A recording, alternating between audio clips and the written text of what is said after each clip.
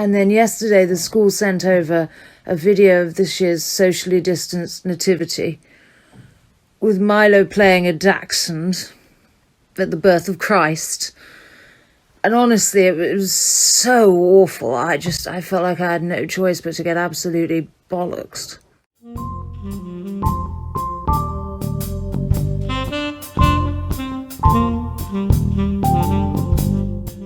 No, I'm a big fan of therapy, darling. I started therapy in 2010, and I remember I saw 6 therapists in 1 month, because it's difficult, you've really got to wait until you find one who really, just agrees with you. Yes, well, I remember I was a teenager and I was going through my drugs phase. No, I was popping 12, sometimes 14 paracetamol a week, more on menstrual weeks. So, Daddy didn't want to send me to rehab, so he thought he'd send me to pony camp. But there wasn't a pony camp, so he set one up at home. But basically, Daddy bought me a pony, is what I'm saying. Yes, well, I've got to go, darling, because I'm actually doing a spot of cooking. I know, very unusual for me. Paul does all the cooking, you see, because that was one of the agreements when we got married, was that he would cook and he would also get that mole below his lip removed. And we're very happy now. Well, the old man down the road was offered a vaccine, and he says he's not going to take it because he thinks there's a microchip in it, and it's a way for the government to keep tabs on him. I said, Jared, for the last 3 years, you haven't gone further than the corner shop. Come on. The Mummy Wine Club, darling. Yes, you can find them on Instagram.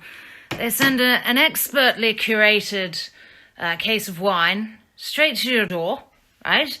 It's absolutely delicious. You can have virtual wine tastings with an expert. And the best part about it is, unlike the other Mummy Wine Club I used to belong to, there's no Fenella Hawthorne Smith banging on about her sore nipples and inattentive husband. Oh, that is delicious. Oh, darling, I've had the most appalling couple of days. I've had the worst migraine. Absolutely thunderous, And it's been made much, much worse by the sight of Paul's face. That seems to be a real trigger. So when he serves me my tea, I've had to make him wear one of his father's old balaclavas. And he doesn't like... No, leave it on, Paul. Leave it. I'm still very delicate. No, you've got to watch it, darling. You watch it and you're like, I'm not eating meat again. It's absolute... Well, I'm vegetarian now. I watched it last night with Milo. It's called Babe. Yes. Heartrending stuff. Heartrending. So yes, no, vegetarian now. I mean, there's a few Fortnum & Mason sausages in the fridge, so I'm going to finish those off first, but God, they're delicious. No, the NHS app, darling. You've got to get the NHS app. It's very clever. It just lets you know if you've been in contact with anybody who's got the bug. I had a similar idea for an app that lets you know if you've been in close contact with anybody wearing Reeboks. Just for your own personal safety. When I was a teenager, I was a big fan of Goss, or Brothers, as I assume they're called. And the other day I was in Crouch End and I saw Matt Goss, or Gubbers, as I assume he's called. And I got all excited and I followed him into a deli. And he turned around and he said, "Can I help you?"